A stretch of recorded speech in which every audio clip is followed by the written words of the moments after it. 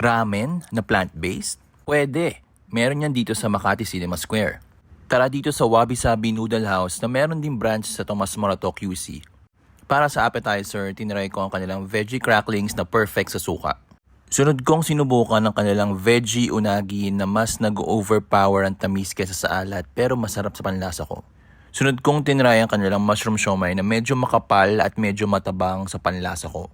Yung Tantan Men Ramen nila ay panalong-panalo. Para siyang hindi vegan, sobrang sarap at hindi malansa. Itong veggie meat nila ay para talagang lasang meat. Sobrang sarap, sobrang meaty at perfect sa ramen na to.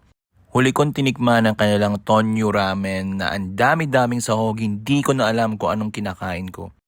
Masarap yung milky na pagkalasa niya pero iba't ibang texture na kakain ko. So actually mas gusto ko yung Tantan Men Ramen kanina. Para sa panghimagas, tinry ko yung Thai milk tea nila na medyo matabang sa panlasa ko. Overall, sobrang natuwa ako sa pagbabalik ko sa Wabi Sabi. 2019 pa yata nung huling kain ko dito. Ang laki ng servings, ang sarap pa ng lasa at vegan or plant-based ba ito so hindi ka natalo.